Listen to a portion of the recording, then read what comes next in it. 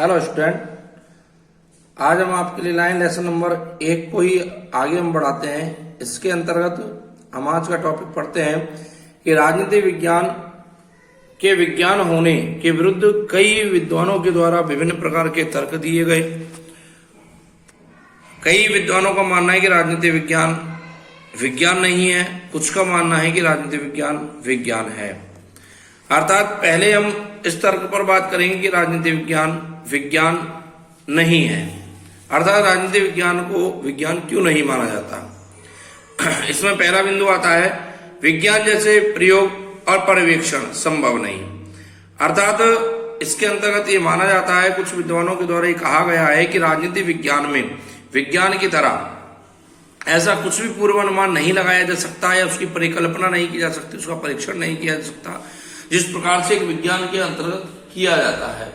अर्थात इस कारणवश राजनीति विज्ञान को विज्ञान होने का दर्जा पूर्ण रूप से प्राप्त नहीं होता कुछ विद्वानों के द्वारा।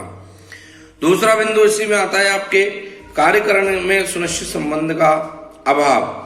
अर्थात अगर हम बात करें कार्यकरण में सुनिश्चित संबंध का अभाव, तो कार्य करने की जो प्रक्रिया है इसमें पूर्ण रूप से पहले से निश्चित कोई कार्य नहीं होता है। निश्चित कार्य न होने की वजह से इनमें आपसी संबंधों में अभाव रहता है।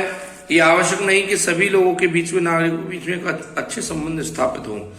तीसरा बिंदु आता है सर्वमान्य सिद्धांतों का अभाव। अर्थात सभी प्रकार के सिद्धांतों को यहाँ पर मान्य किया जाए, स्वीकार किया जाए, माना जाए या सभी लोग एक सिद्धांत को स्वीकार करें, ऐसा संभव नहीं हो पाता। तो ये 3 बिंदु हम यहाँ पर देख रहे हैं। इसके बाद यहाँ पर आपके चौथा बिंदु आता है शुद्ध नापतोल का अभाव। ये आपको जो दिखाई दे रहा है शुद्ध नापतोल का अभाव।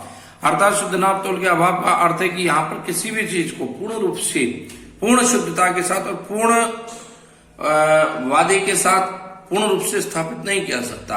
अर्थात क्रियाओं में यहाँ पर परिवर्तन हो सकता है, क्रियाओं के अध्ययन में परिवर्तन हो सकता है, क्रियाओं के परिणाम में परिवर्तन हो सकता है। पांचवा आता है अध्ययन सामग्री की प्रकृति में अंतर। अर्थात राजनीति विज्ञान के अंतर्गत जो अध्ययन किया जा रहा है उस अध्ययन को कौन कौन से माध्यमों से पूरा किया जा रहा है, कौन कौन से माध्यम, कौन कौन से स्रोत उसमें आवश्यक होते हैं। तो ऐसे स्रोत और ऐसे माध्यमों की यहाँ पर कई बार अनुपस्थिति देखी जा सकती है, पूर्ण रूप से उनको एकत्रित करने में असफल होते हैं।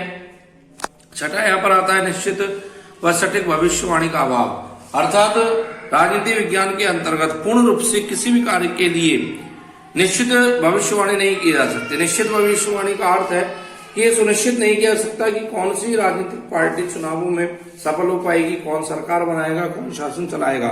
अर्थात जिस प्रकार से विज्ञान में प्रयोग के आधार पर उसके परिणाम सुनिश्चित किए जा सकते हैं, उसकी भविष्यवाणी की जा सकती है, ठीक उस प्रकार से राजनीति विज्ञान में सुनिश्चित और सटीक भविष्यवाणी का अभाव रहता है।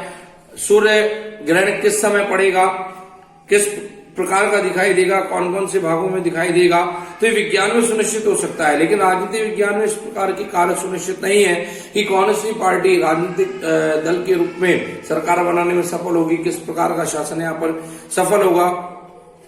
तो यहाँ पर विभिन्न बिंदुओं के आधार पर हम ये कह सकते हैं कि राजनीति विज्ञान जो है वो विज्ञान कहने के लिए पूर्ण रूप से पर्याप्त नहीं है। अर्थात विभिन्न विद्वानों ने, कई विचारकों ने इस बात को माना है कि राजनीति विज्ञान एक विषय है, यह विज्ञान नहीं है। और इन बिंदुओं के माध्यम से हमें ऐसा प्रतीत होता है, एक बार हम भी सोचने पर मजबूर हो जाते हैं कि वास्तविकता देखी जाए तो राजनीति विज्ञान कोई विज्ञान नहीं है, मात्र एक विषय के रूप में इसको पढ़ा जाता है। लेकिन यहाँ पर ही इसी लेसन के अंतर्गत कुछ विद्वानों के द्वारा ये भी प्रदर्शित किया गया है कि राजनीति विज्ञान विज्ञान है, और उसके लिए सुनिश्चित किया गया है कि किन आधारों पर राजनीति विज्ञान को विज्ञान माना गया है। तो राजनीति विज्ञान विज्ञान है, इस पक्ष के रूप में तर्क जब हम पढ़ेंगे वो हम कल पढ़ेंगे।